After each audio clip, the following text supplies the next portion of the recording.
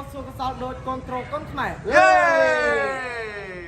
ហើយបងប្អូននោះកម្មតែវត្តជុំអូបងកសលបាទជម្រាបសួរបងជម្រាបសួរចត់ដៃដូចគ្នានិយាយចេះបងមិនដែរឥឡូវឃើញថាគេប្រឹងប្រគូតទៅតម្រង់បានឥឡូវមកបានមួយថ្ងៃនេះបានជាកិត្តិយសដែលបងអូនកីឡាករសុភីគាត់អញ្ជើញមកទទួលប្រាក់ឧបត្ថម្ភ1លានរៀលតាមខសន្យាដែលខ្ញុំបាននិយាយថាសម្រាប់ទាំងកីឡាករសុភីទាំងពេជ្រសម្បត្តិឲ្យតែបងអូនមានសមត្ថភាពយើងនឹងទទួលឈ្នះចាញ់យើងនៅតែលើកទឹកចិត្តខ្មែរយើងដូចគ្នាព្រោះយើងស្រឡាញ់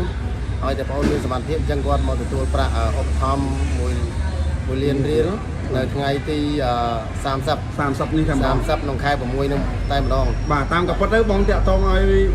មកយកនេះដូចជាតាំងពីថ្ងៃ29ក៏ប៉ុន្តែកូនរបស់គាត់មានបញ្ហាបាក់ដៃសុភីគាត់មានបញ្ហាបាក់កូនមានបញ្ហាបាក់ដៃអញ្ចឹងគាត់សុំលើកពេលមកគាត់ថាគាត់មកតាំងព្រឹកតែដោយសារខ្ញុំជាប់ទៅធនាគារអញ្ចឹងខ្ញុំបានមកដល់គឺគាត់បានមកទទួលហើយបងប្អូនបាទមួយទៀតបងឥឡូវខ្សែក្បាត់មកស្ពាយនឹងស្មានិយាយពីអារម្មណ៍បងវិញទស្សនាការប្រកួតសុខធីនិងកីឡាករពេជ្រសម្បត្តិអារម្មណ៍ភើពោះហោះហើរដល់ណា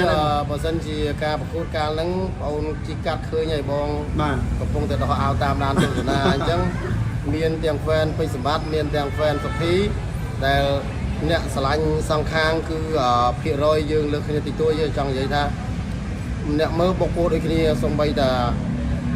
ជាពិសេសពេលដែលប្រកាសលទ្ធផលបងប្អូនយើងដែលគាត់ច្បាស់ថាពីហោគាត់ច្បាស់ថាសុខធីឈ្នះអ្នកខ្លះគាត់ច្បាស់ថាសម្បត្តិឈ្នះអញ្ចឹងពេលដែលប្រកាសលទ្ធផលអញ្ចឹងយើងទទួលយកទាំងអស់គ្នាអញ្ចឹងបងប្អូនយើងសម្រាប់2នាក់ហ្នឹងណាឈ្នះក៏បានដែរអញ្ចឹងឱកាសវគ្គក្រោយឲ្យតែគាត់ហាត់ដល់ឮថាបងប្រុសគ្រីបឡុតនោះគឺរៀបចំទៀតដោយសាររៀបចំទៅ2នាក់ហ្នឹងចំណេញមែនទែនហ្វេនភ្លុកទឹកភ្លុកដីជាពិសេសសង្វៀនហងមាសបាទ Power Boom ហីបាទ Extreme Power Boom Extreme Power Boom ហើយខ្សែក្រវ៉ាត់ពេជ្រទៀតបាទខ្សែក្រវ៉ាត់ពេជ្របាទមិនដែលមាននេះតាំងពីមុនមកអញ្ចឹងអ្នកណាដែលទទួលបាននេះគឺនៅដូចជាមានការដណ្ដើមខ្សែក្រវ៉ាត់ទៀតបាទមានទៅមានមកអញ្ចឹងអ្នកទាំងពីរអ្នកនេះមិនយូរទេមិនឆាប់ទេអាចនឹងមានការជួបអីទៀតដោយសារការឈ្នះឬថា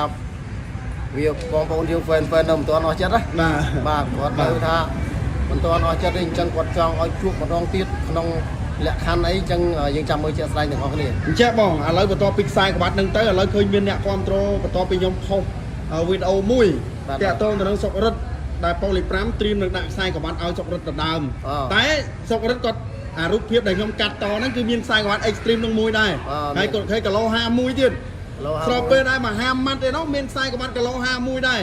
អញ្ចឹងហើយឥឡូវសុំសួរចំណាប់អារម្មណ៍បងបន្តិចមកឧទាហរណ៍ទេបើបងគ្រីពីលុតដាក់កីឡាករសុករិទ្ធ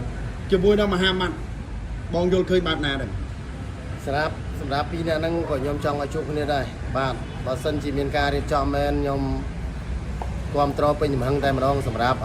សង្វៀនហងមាសដែលមានការរៀបចំ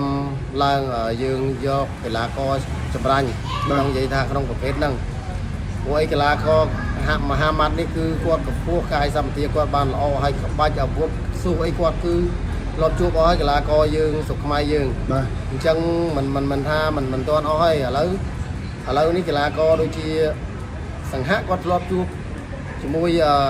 មហាម៉ាត់ហើយអញ្ចឹងគាត់មកចាញ់ជាមួយឌីមសរ៉មនេះឌីមសរ៉មទៀតអញ្ចឹងអាចនឹងមានការគូកងជាមួយជាពីរមិនថាកីឡាកររូបណាឲ្យតែមានសមត្ថភាពទល់ដាក់ឲ្យគាត់សាកសិនមិនដឹងថាអាចឈ្នះឬចាញ់ដោយបន្ទុកឬមួយដោយស្លាប់តតែយើងសាកសិនមិនដឹងបាទតាមក៏ប៉ុន្តែប៉ូលី5បានប្រកាសហើយខ្ញុំអ្នកប្រកាសតែម្ដងថានឹងដាក់ខ្សែក្បាត់គីឡូ51ឲ្យសុករិទ្ធគាត់ឈរចាំអញ្ចឹងកីឡាករគីឡូ51 52រូបណាដែលស្ម័គ្រចិត្តប្រកួតជាមួយនឹងសុករិទ្ធអាចដាក់ពាក្យឬក៏អាចនឹងធ្វើការចរចាធ្វើការប្រកួតគ្នាបានអញ្ចឹងនៅក្នុងខមមិននោះត្រូវឲ្យគេលើកឡើងថាចុះសុករិទ្ធមានខ្សែក្បាត់ Extreme មួយដែរហើយមហាម៉ាត់មានខ្សែក្បាត់ Extreme មួយដែរមិនឲ្យសុករិទ្ធប្រកួតជាមួយមហាម៉ាត់នៅប៉ុស្តិ៍ហោមាសសិនចាំបាច់អីទៅដាក់ខ្សែក្បាត់នៅប៉ូលី5ទៀតបងអូនស្តង់ដាបើសម្រាប់បងផ្ទាល់តែម្ដងសុករិទ្ធគាត់អាចលេងជាមួយនឹងមហាម៉ាត់បានហើយបងក៏ជឿជាក់លើសមត្ថភាពរបស់គាត់ដែរគាត់ចង់និយាយថាគាត់តូចគាត់អីមែនតែគាត់ណាក្បាច់អាវុធគាត់ ចេញចូលអីលហើយអញ្ចឹងណាយើងជំរឿជាក់ស្ដែងយើងមិនអាចសំថាទេតែក៏អាចប្រកួតបានតែសូមកម្មវិធីធ្វើយ៉ាងម៉េចផ្ដល់ប្រាក់រង្វាន់លើកទឹកចិត្តគាត់ឲ្យធំតិចទៅ ពីហ្នឹងបើសិនជួបគ្នាចប់ទឹកឯងបងមើលទៅ ពីនេះហ្នឹងខ្ញុំអាចថាអាចនឹងចប់ អាចនឹងចប់ទឹកទៀត បាទចប់ទឹកទៀត ចុះភាគរយវិញបងស្រឡាញ់ខាងណា ខ្ញុំបើតាមការជ្រើសរើសយើង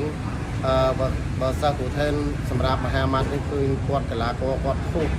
គាត់ចង់និយាយថាគាត់វឹកហាត់ដល់ បាទ គាត់ចង់និយាយថាខ្ញុំមើលការវឹកហាត់របស់គាត់ដូចជាពេលដែលគេសម្រាប់ម៉ោងសម្រាប់ឲ្យគាត់នៅតែវឹកហាត់ជាមួយយ៉ាងស៊ីនទៀត បាទ ឃើញថាគាត់ចង់និយាយថាកីឡាករដែលគឺព្យាយាមមែនតើអញ្ចឹង បាទ បាទ បាទអរគុណច្រើនបងប្រុសហើយ បាទ ជូនពរសុខភាពល្អហើយលក់កាន់តែដាច់សុំលេខទូរស័ព្ទមួយខ្សែបង លេខ Telegram ខ្ញុំបាទ017 308 345 017 308 345ខាងយើងខ្ញុំនៅក្នុងផ្លូវវិញស្រេងទល់មុខរោងចក្រដំឡើងម៉ូតូ Honda នៅសង្កាត់ចៅមួយបងប្អូនរាជធានីភ្នំពេញតែម្ដង បាទ